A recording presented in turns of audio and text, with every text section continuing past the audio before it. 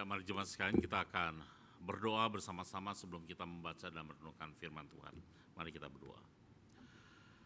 Tuhan, kami bersyukur untuk pimpinan Tuhan di dalam perjalanan gereja kami selama 17 tahun. Dan di usia yang 17 tahun hari ini, kami akan bersama-sama merenungkan tentang anugerah Tuhan bagi kami semua. Itu sebabnya kami mohon, biarlah Tuhan sendirilah yang berbicara kepada kami pribadi lepas pribadi, supaya kami menyadari bahwa betapa besarnya anugerah Tuhan bagi kami semua. Berkati jam pemberitaan firman Tuhan pada pagi hari ini. Dalam nama Tuhan kami Yesus Kristus kami berdoa dan mengucap syukur. Amin. Jemaat sekalian, hari ini kita akan bersama-sama merenungkan satu firman Tuhan tentang anugerahnya yang didasari di dalam Ulangan pasal yang ke-9 ayat 1 hingga ayat yang ke-6. Ulangan pasal 9 ayat 1 hingga ayat yang ke-6. Saya akan bacakan bagi Bapak Ibu sekalian di dalam Alkitab terjemahan yang kedua yang baru. Ulangan pasal 9 ayat yang pertama hingga ayat yang ke-6 berbunyi demikian. Dengarlah, hai orang Israel, engkau akan menyeberangi sungai Yordan pada hari ini untuk masuk menduduki daerah bangsa-bangsa yang lebih besar dan lebih kuat daripadamu, dengan kota-kota besar yang kubu-kubunya sampai ke langit. Orang-orangnya besar dan tinggi, orang enak. Yang kau kenal dan kau dengar sering berkata, siapakah yang dapat bertahan menghadap orang enak? Ketahuilah, pada hari ini, bahwa Tuhan Allahmu lah yang berjalan di depanmu, laksana api yang menghanguskan. Dia akan memunahkan mereka, dia akan menundukkan mereka di hadapanmu. Demikianlah engkau akan menghalau dan membinasakan mereka dengan segera, seperti yang dijanjikan Tuhan kepadamu. Ayat yang keempat. Janganlah engkau berkata dalam hatimu, apabila Tuhan Allahmu telah mengusir mereka dari hadapanmu, karena kebenarankulah Tuhan membawa aku masuk menduduki negeri ini. Padahal karena kefasikan bangsa-bangsa itulah Tuhan menghalau mereka dari hadapanmu. Bukan karena kebenaranmu atau karena ketulusan hatimu engkau menduduki negeri mereka, tetapi karena kefasikan bangsa-bangsa itulah Tuhan Allahmu menghalau mereka dari hadapanmu, dan supaya Tuhan menepati janji yang diikrarkannya dengan sumpah kepada Abraham, Ishak, dan Yakub nenek moyangmu. Ayat ke-6. Jadi ketahuilah bahwa bukan karena kebenaranmu Tuhan Allahmu memberikan kepadamu negeri yang baik itu untuk diduduki. Sesungguhnya engkau bangsa yang tegar tengkuk. Sampai demikian pembacaan firman Tuhan. Bapak Ibu sekalian, yang berbahagia adalah kita yang bukan hanya membaca, tetapi kita juga yang mengamini, mengimani, dan melakukannya dalam kehidupan kita sehari lepas sehari. Bapak Ibu dan saudara sekalian, hari ini kita bersama-sama merenungkan di ulang tahun yang ke-17 ini dengan tema semua karena anugerahnya, gitu ya. Nah, Bapak Ibu dan saudara sekalian, pada waktu kita berbicara tentang anugerah, maka ada hal yang harus kita pahami terlebih dahulu. Ya. Nah, pada waktu kita berbicara Bapak Ibu sekalian tentang anugerah, maka kita harus memahami hal ini. Boleh dibantu slide berikutnya. Nah, Bapak Ibu sekalian, kita harus memahami ini. Di dalam anugerah itu tidak ada kata saya, gitu ya. Jadi Bapak Ibu sekalian, tidak ada kata saya di dalam anugerah. Kenapa? Yang pertama, Bapak Ibu sekalian, karena anugerah itu murni 100% karyanya Tuhan. Ya. Anugerah murni 100% karyanya Tuhan. Itu sebenarnya tidak ada kata saya di dalam anugerah. Karena anugerah adalah pemberian Tuhan, 100% pemberian Tuhan, bukan usaha manusia. Itu adalah karya Tuhan, bukan karya manusia. Maka di dalam anugerah tidak ada kata saya. Itu yang pertama. Yang kedua, alasannya kenapa di dalam anugerah tidak ada kata saya? Karena Bapak Ibu sekalian, tidak ada satu perbuatan pun dari kita sebagai manusia yang bisa mendatangkan anugerah. Ya. Tidak ada satu perbuatan pun, satu perkataan pun, satu usaha pun, satu pikiran pun dari kita sebagai manusia yang bisa mendatangkan anugerah itu kepada diri kita. Tidak ada. Ya. Itu yang alasan kedua. Alasan ketiga, Bapak Ibu sekalian, walaupun di dalam proses atau di dalam anugerah itu ada sesuatu yang bisa kita lakukan, ada sesuatu yang kita pikirkan, maka semata-mata apa yang kita pikirkan, apa yang kita lakukan, itu juga bagian daripada anugerah Tuhan. Artinya tanpa anugerah Tuhan, kita tidak mungkin bisa melakukan hal itu, tidak mungkin bisa memberikan hal itu. Itu adalah bagian dari anugerah. Contoh Bapak Ibu sekalian. Contoh, anugerah yang kita terima, yang kita sudah tahu bersama-sama adalah misalnya apa? Keselamatan. Gitu kan? Keselamatan itu adalah pasti karya Tuhan. Kita percaya bukan karena kita baik kita selamat, bukan karena kita hebat kita selamat. Selamat semua karena anugerah Tuhan. Tuhanlah yang menyelamatkan kita. Tuhanlah yang menganugerahkan keselamatan kita. Loh, tapi kan di dalam keselamatan ada sesuatu yang kita lakukan. Yaitu pada waktu kita mengaku, memilih dan mengaku percaya kepada Tuhan Yesus. Itu kan sesuatu yang kita lakukan, bukan? Gitu kan? Tetapi Bapak Ibu sekalian, pada waktu kita mengaku percaya, kemampuan kita untuk mengaku percaya saja itu anugerah Tuhan. Nanti Bapak Ibu sekalian, kalau kita belajar di doktrin keselamatan, kita mengerti bahwa pada dasarnya Bapak Ibu sekalian, kita ini adalah orang-orang yang sebelum diselamatkan, kita adalah mati secara rohani. Gitu kan? Ketika kita mati secara rohani, kita tidak mungkin punya kemampuan untuk mengaku percaya. Jadi kemampuan untuk mengaku percaya saja itu dianugerahkan Tuhan pada kita.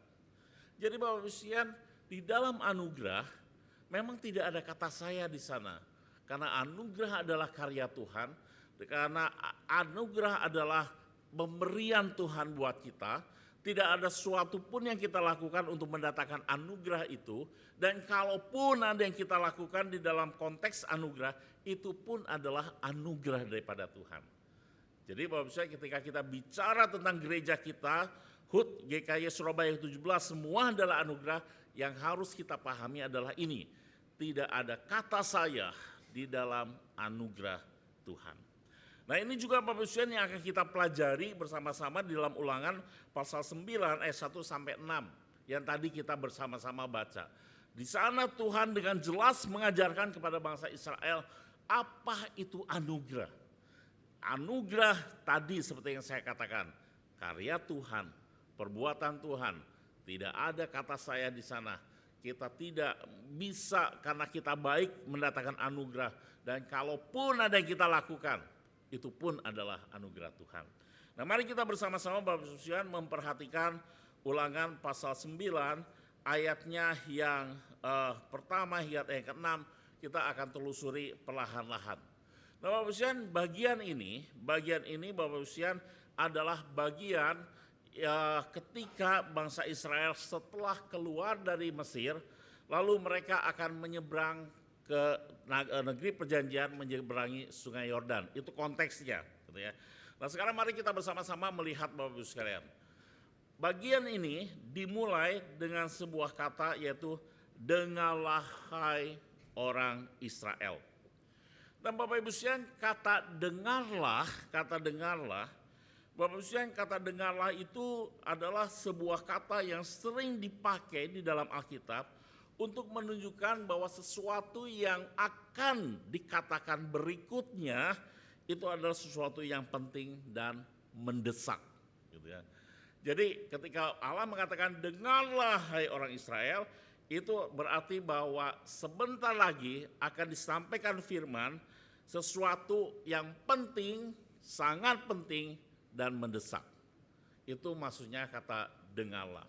Nah, Bapak Ibu sekalian, memang kata mendengar itu ada dua pemahaman, begitu ya, ada dua pemahaman Bapak Ibu sekalian. Ada mendengar bunyi-bunyi, ada memperhatikan, gitu kan. Mendengar sambil memperhatikan. Nah, ketika Tuhan berbicara, hai dengarlah hai orang Israel, itu maksudnya bukan hanya sekedar dengar, tapi memperhatikan dengan baik-baik. Perhatikan baik-baik karena ini penting, ini sangat urgent, ini sangat mendesak. Nah, apa yang penting, apa yang mendesak Bapak Ibu sekalian? Nah, kita akan melihat bersama-sama di bagian ini. Di ayat yang pertama Bapak Ibu sekalian, di sana dikatakan bahwa engkau akan menyeberangi sungai Yordan. Itu yang dikatakan Bapak Ibu sekalian. Sebentar lagi akan menyeberangi sungai Yordan, artinya sebentar lagi akan masuk ke tanah perjanjian. Nah, tetapi Bapak Ibu sekalian, apa yang ada di tanah perjanjian?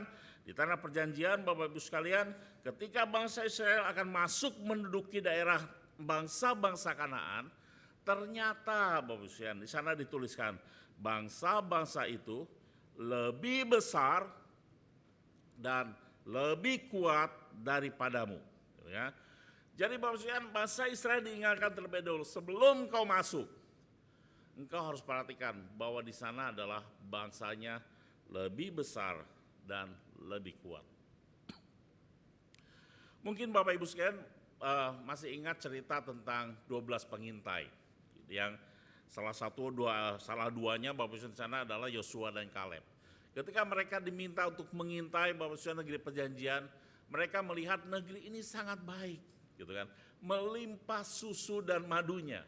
Tetapi ini adalah negeri orang-orang enak, gitu ya.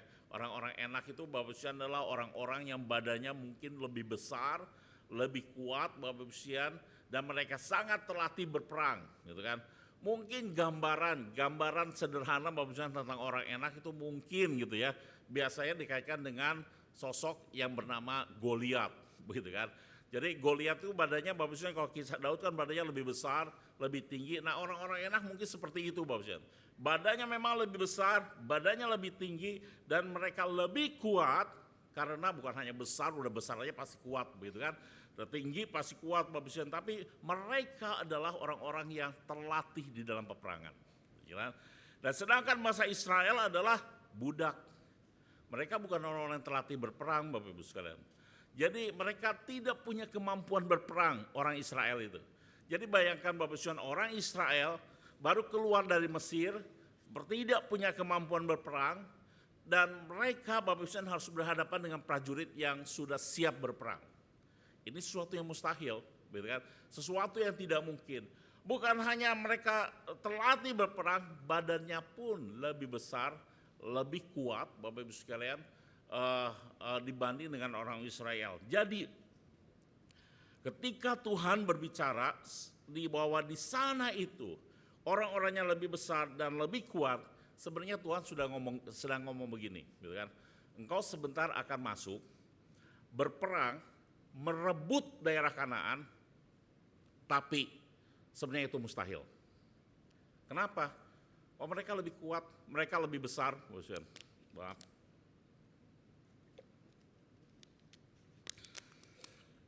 Jadi Tuhan ngomong bahwa sebentar kau akan berperang, tapi engkau pasti kalah. Sebenarnya ngomongnya begitu.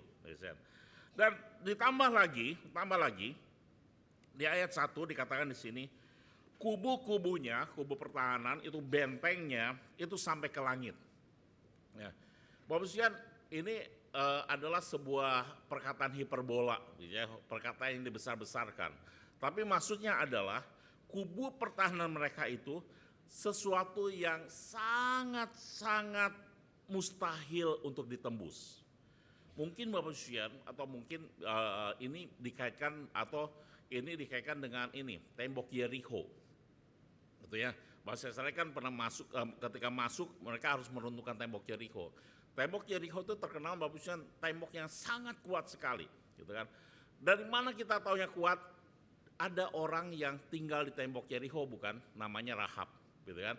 Rahab tinggal di tembok Yeriko. Jadi bayangkan bagusnya, tinggal di sebuah rumah yang kecil aja, itu kira-kira berapa meter? Anggap aja bagusnya sekecil-kecilnya, lebarnya ya 3 meter lah ya, gitu anggap saja. Berarti tebal Bapak Ibu, tebal sekali tembok itu. Jadi Bapak Ibu, sudah orang-orangnya lebih besar, orang-orangnya lebih kuat, temboknya itu sangat besar sehingga sulit ditembus. Nah, ditambah di ayat kedua.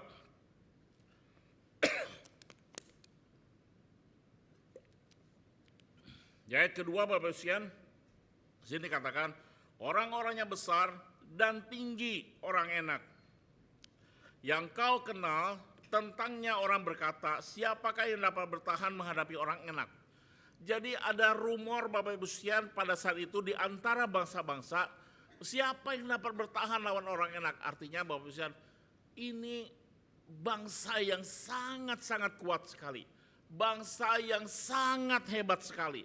Sehingga tidak ada satu bangsa pun yang sanggup mengalahkan. Nah sekarang pertanyaannya Bapak Ibu sekalian, ketika orang Israel diminta oleh Allah menyeberangi sungai Yordan, lalu harus berperang dengan bangsa yang seperti ini, kubu pertahanannya kuat, bangsanya kuat, badannya tinggi besar, mereka terlatih berperang, tidak ada satu bangsa pun yang sanggup mengalahkan mereka. Bagaimana mungkin Bapak sekalian, bangsa Israel bisa mengalahkan? Enggak mungkin. Sangat tidak mungkin Bapak sekalian. Bangsa Israel sangat tidak mungkin untuk bisa memasuki itu. Nah, tapi Tuhan meminta mereka untuk ke sana dan berperang, dan Tuhan menjadikan pasti engkau menduduki. Walaupun bangsa itu bangsa yang hebat. Kenapa? Di ayat yang ketiga.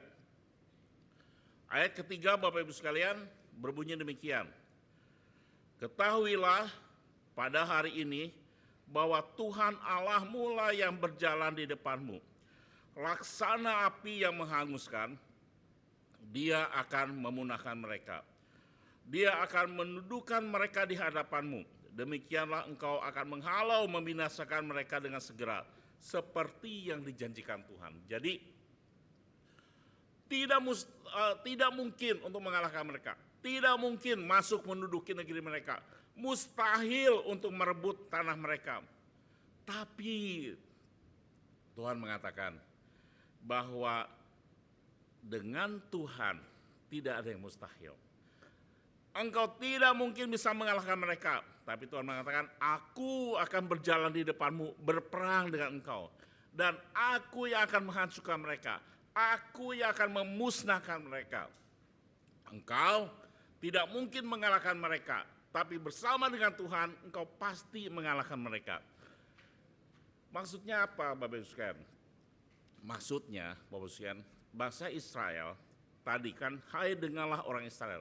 Mereka diingatkan bahwa pada waktu mereka masuk, itu bukan karena berdasarkan kemampuan mereka.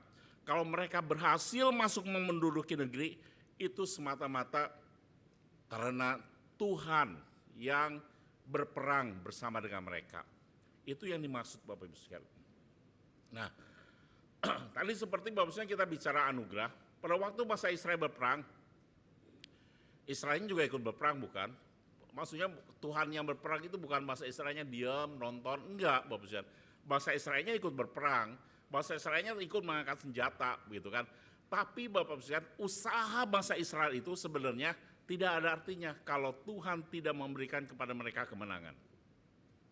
Jadi Tuhan ingin ingatkan, kalau mereka bisa masuk ke negeri itu semata-mata anugerah Tuhan. Bukan karena kehebatan mereka. Mereka tidak hebat. Dibanding dengan orang-orang Kanaan, perbedaannya seperti langit dan bumi. Mereka pasti kalah. Tapi kenapa mereka bisa menang? Karena Tuhan yang berperang dengan mereka. Nah, ayat berikutnya Bapak Ibu itu sebabnya Bapak Ibu, Tuhan mengatakan demikian. Ini pesan yang penting buat bangsa Israel. Itu sebabnya janganlah engkau berkata dalam hatimu, apabila Tuhan Allahmu telah mengusir bangsa Kanaan dari hadapanmu, jangan berkata demikian, kata Tuhan. Karena kebenarankulah Tuhan membawa aku masuk menduduki negeri ini, padahal karena kefasikan bangsa-bangsa itulah Tuhan menghalau mereka dari hadapanmu. Bukan karena kebenaranmu atau karena ketulusan hatimu engkau menduduki negeri mereka, tetapi karena kefasikan bangsa-bangsa itulah Tuhan Allahmu menghalau mereka dari hadapanmu. Dan supaya Tuhan menepati janji yang diikrarkannya dengan sumpah kepada Abraham, Ishak dan Yakub, nenek moyangmu. Jadi ketahuilah, bukan karena kebenaranmu Tuhan Allahmu memberikan kepadamu negeri yang baik itu untuk diduduki. Gitu ya. Bapak Ibu sekalian, bangsa Israel secara fisik kalah dibanding bangsa Kanaan. Secara kemampuan kalah dibanding bangsa Kanaan. Tapi bisa jadi mereka berpikir begini, tapi mungkin kami lebih baik. Tapi kami mungkin lebih benar. Makanya Tuhan menghancurkan bangsa Kanaan dan membiarkan kami masuk. Jadi mereka tidak bisa sombong untuk masalah fisik, tapi mungkin masalah rohani mereka bisa sombong, gitu kan? Oh, karena kami benar, karena kami umat Allah, gitu kan? Pasti kami bisa masuk karena kami lebih suci, maka Tuhan mengizinkan kami masuk. Itu pun bisa sombong. Tapi Tuhan ngomong begini, jangan karena engkau berpikir karena engkau lebih baik, karena engkau lebih benar. Namun apa yang dipikirkan bangsa Israel sebenarnya juga adalah hal yang wajar secara manusia. Karena seperti ini Bapak Ibu sekalian, di dalam kehidupan kita, misalnya gitu ya, kalau Bapak Ibu sekalian ketika kita bekerja, lalu Bapak Ibu sekalian, lalu kita naik jabatan, gitu ya, ketika kita naik jabatan, bisa jadi Bapak Ibu sekalian apa yang kita pikirkan adalah ini, kenapa saya naik jabatan? Karena saya lebih baik, karena saya lebih pintar, karena saya lebih hebat. Maka saya naik jabatan, begitu kan? Nah, Bapak Ibu sekalian, itu manusiawi, itu suatu yang wajar karena memang seringkali terjadi Bapak Ibu sekalian di dalam perusahaan-perusahaan, kalau kita lebih baik, kalau kita lebih hebat, penjualan kita lebih banyak, Bapak Ibu sekalian, maka kita bisa naik jabatan, gitu kan? Itu ukuran manusia, Bapak Ibu sekalian. Kalau Bapak Ibu sekalian kita tidak lebih hebat, tidak lebih baik, tidak lebih pintar, naik jabatan itu pasti karena koneksi, gitu kan? Tapi biasanya Bapak Ibu sekalian tidak ada koneksi, tapi karena kita lebih baik, kita naik jabatan. Nah, ini mungkin juga yang bisa dipikirkan oleh orang Israel. Bagaimana mereka bisa mengalahkan bangsa Kanaan yang jauh lebih hebat? Bagaimana mereka bisa masukin negeri Kanaan, merebut negeri Kanaan? Padahal secara fisik, secara kekuatan, secara kehebatan berperang, mereka tidak ada apa-apanya dibanding bangsa Kanaan. Oh, mungkin satu gitu. Mungkin kami karena lebih suci. Mungkin karena kami lebih benar, mungkin karena lebih baik. Karena apa? Karena orang-orang Kanaan dikenal sebagai orang-orang yang fasik. Orang fasik itu artinya bahwa dia orang yang jahat, yang di dalam hidupnya semata-mata melakukan kejahatan. Itu orang-orang fasik. Nah, Bapak Ibu sekalian, karena dibandingkan dengan orang-orang fasik, orang Israel bisa merasa diri benar dan mungkin mereka bisa menyombongkan diri di situ. Kami kalah secara fisik, tapi kami lebih baik. Kami kalah secara kemampuan berperang, tapi kami lebih benar.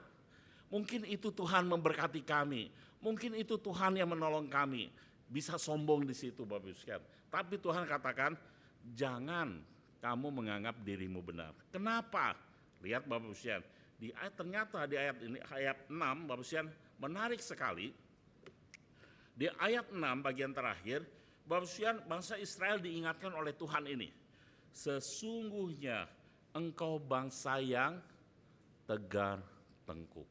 Gitu kan? Nah, Bapak Ibu sekalian, apa artinya tegar tengkuk? Tegar tengkuk itu Bapak Ibu sekalian sama seperti dengan ketegaran hati atau kekerasan hati, itu tegar tengkuk.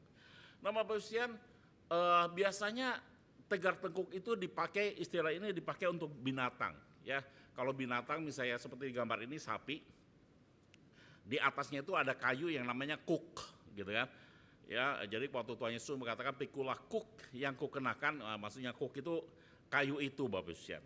Nah, sapi yang tegar tengkuk, tengkuknya tegar Bapak Ibu sekalian, itu adalah sapi yang tidak mau ikut arahan daripada tuannya, gitu kan? Kuk ini berguna untuk mengarahkan, maksudnya untuk mengarahkan supaya sapi ini belok kanan, belok kiri, begitu kan? Itu diarahkan lewat kuk itu. Nah, sapi yang melawan ketika dia harus dibelok kanan tapi dia mengarahkan diri ke kiri, pasti ininya tegar kan, ininya kuat Bapak Ibu. Jadi ininya semakin hari semakin keras, begitu kan? Jadi tegar tengkuk itu adalah istilah yang dipakai untuk sapi yang suka melawan, sapi yang menolak menyerahkan hidupnya kepada tuannya, sapi yang tidak mau tunduk, sapi atau kerbau yang tidak mau tunduk kepada tuannya, itu tegar tengkuk.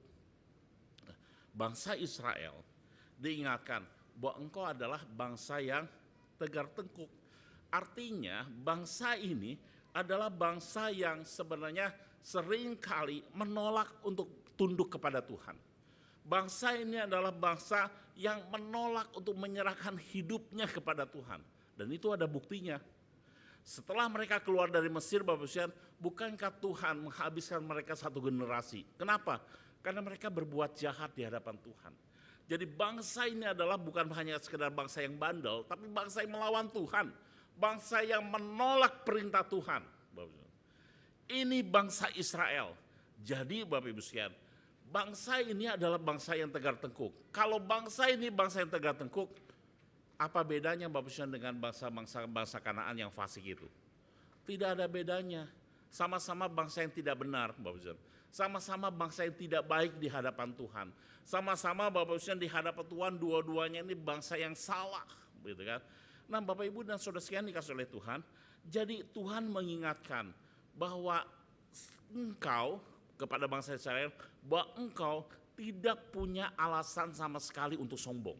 Engkau tidak punya alasan sama sekali untuk bisa membanggakan diri. Kenapa? Pertama, secara fisik engkau kalah dengan orang Kanaan. Secara kemampuan berperang, engkau kalah dengan orang Kanaan. Secara jumlah, engkau kalah dengan orang Kanaan. Engkau tidak bisa sombong untuk masalah ini, untuk masalah fisik.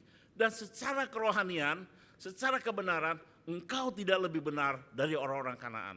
Jadi tidak ada alasan untuk menyombongkan diri bagi bangsa Israel. Nah, kalau tidak ada alasan untuk menyombongkan diri, lalu mereka bisa masuk ke negeri Kanaan, mereka bisa memenangi peperangan, mereka bisa menduduki negeri Kanaan, bukankah itu semata-mata anugerah Tuhan semata? Jadi Bapak Ibu, apa yang diungkapkan di dalam Ulangan 49 ayat 1 sampai 6, ini bangsa Israel benar-benar diingatkan bahwa kalau mereka berhasil, kalau mereka menang, itu semata-mata karena anugerah Tuhan semata. Tuhan yang mau berperang dengan mereka, Tuhan yang mau mengalahkan bangsa Kanaan demi mereka. Jadi Bapak Ibu dan Saudara sekalian, inilah yang dikatakan oleh Tuhan ketika Tuhan berbicara kepada Israel dan mengatakan, engkau dengarlah hai orang Israel. Ini sesuatu yang penting, ini sesuatu yang besar. Karena apa? Aku berjalan di depanmu, aku akan memberi engkau kemenangan, itu semata-mata karena anugerah. Tuhan tunjukkan kepada mereka kelemahan mereka, keberdosaan, ketegar-tengkukan mereka, untuk menunjukkan bahwa mereka berhasil. Itu semata-mata karena anugerah daripada Tuhan. Itu sebabnya Bapak Ibu sekalian, seperti tadi yang di awal, gitu kan? Memang tidak ada kata saya di dalam anugerah. Itu yang ingin Tuhan tunjukkan. Ketika Tuhan beranugerah, tidak ada kata saya di dalam sana. Bangsa Israel tidak kuat, tidak suci. Itu karena anugerah Tuhan saja mereka berhasil. Nah, kemudian ada sebuah buku yang dikarang oleh Kyle Edelman. Ya. Kyle Edelman ini memberikan prinsip anugerah itu seperti ini, Bapak Ibu. Prinsip anugerah adalah Bapak Ibu, untuk menikmati anugerah ini, Kyle Edelman mengatakan demikian. Kemampuan kita untuk menghargai kasih karunia atau anugerah itu berhubungan langsung dengan seberapa besar kita mengakui kebutuhan kita akan kasih karunia itu sendiri. Semakin besar saya mengakui buruknya dosa saya, semakin besar saya menghargai keindahan dari kasih karunia Allah. Artinya begini Bapak Ibu, kalau untuk mendapatkan sesuatu itu kita mampu, kita bisa mencapainya, itu bukan anugerah. Anugerah itu Bapak Ibu adalah sesuatu yang diberikan kepada kita untuk hal-hal yang kita tidak mampu melakukannya. Nah, Bapak Ibu, untuk supaya kita menyadari bahwa betapa besar anugerah itu, maka kata Kelderman, Bapak Ibu, kita harus menyadari dulu diri kita ini tidak mampu untuk mendapatkan anugerah itu. Nah, kenapa Tuhan tunjukkan kelemahan bangsa Israel? Engkau lemah secara fisik, rohani pun engkau tidak lebih baik daripada orang Kanaan. Untuk menunjukkan bahwa engkau itu tidak apa-apa. Dan ketika mereka mengerti, sadar dirinya itu tidak ada apa-apanya, maka mereka baru bisa nikmati, oh ini karena anugerah Tuhan. Karena Bapak Ibu sekalian, kalau kita merasa bahwa diri kita mampu, kalau merasa bahwa diri kita baik, maka Bapak Ibu sekalian kita tidak bisa menikmati anugerah itu. Kita hanya akan merasakan, mendapatkan atau merasakan bahwa, oh saya mendapatkan hal ini karena saya baik. Maka Bapak Ibu itu bukan anugerah, itu namanya upah. Jadi bicara misalnya kembali kepada keselamatan. Pada waktu kita bicara keselamatan, kenapa Tuhan katakan bahwa itu anugerah? Karena kalau keselamatan kita peroleh karena kita baik, karena kita lebih baik daripada orang lain, karena kita lebih benar daripada orang lain, maka keselamatan itu buat kita bukan anugerah, tapi itu adalah sesuatu yang layak kita dapatkan. Itu upah, betul nggak? Betul kan? Karena saya baik, maka saya dapat anugerah. Karena saya lebih suci, maka saya dapat anugerah. Tuhan katakan prinsip anugerah itu bukan begitu. Anugerah itu diberikan kepada kita karena kita tidak mampu memperoleh anugerah itu, bahkan tidak layak untuk memperoleh anugerah itu. Pada waktu kita bicara keselamatan, kita harus sadari kita tidak mampu mencapai keselamatan itu. Kita tidak mampu menghapus dosa kita ini. Dan kita juga tidak layak siapa kita sehingga kita hanya diberikan keselamatan daripada Tuhan. Kita enggak layak. Nah, ketika kita menyadari diri kita yang tidak layak itu, ketika kita menyadari diri kita yang tidak mampu itu, disitulah kita bisa mengerti dan menikmati betapa besarnya anugerah Tuhan. Itu prinsip anugerah. Itu sebabnya Bapak Ibu sekalian, sekarang mari kita bersama-sama merenungkan bagian yang terakhir ini. Kita diberi tema semua karena anugerahnya. Bapak Ibu sekalian,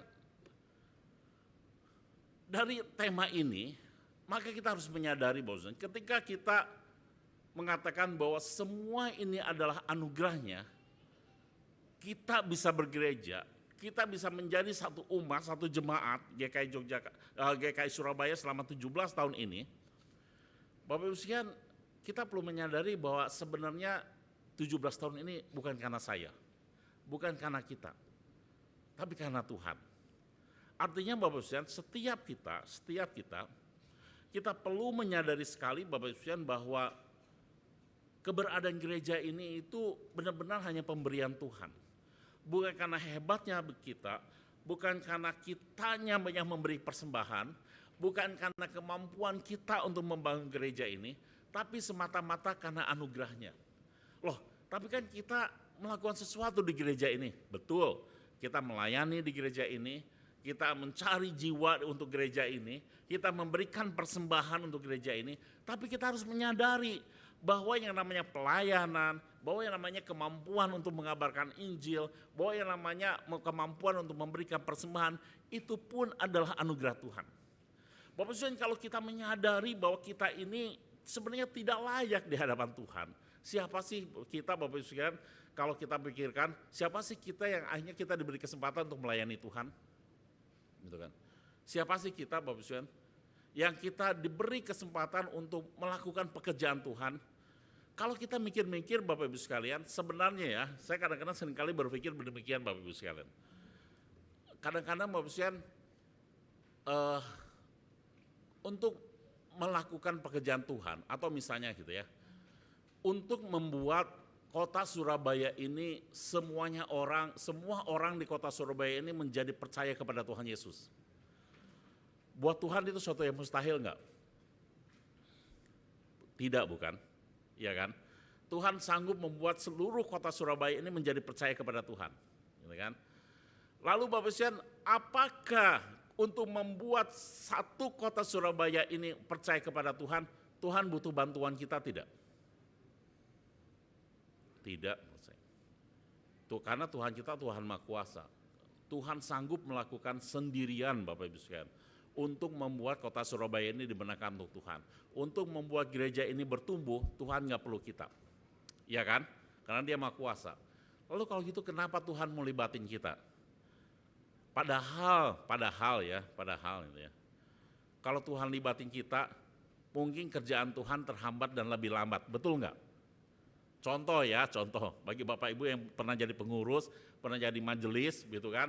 Bapak Ibu, kita tahu bahwa di gereja, bukan hanya gereja kita lah, sampai rata-rata gereja untuk ngambil keputusan itu lamanya setengah mati, betul nggak? Gitu kan? Ketika ini rapat dulu, kita diskusi dulu, debat dulu, kadang-kadang ribut, gitu ya. Bapak Ibu, saya pernah ikut rapat. Jadi suatu kali Bapak Ibu, saya diundang mewakili gereja untuk rapat Pes Parawi, gitu kan?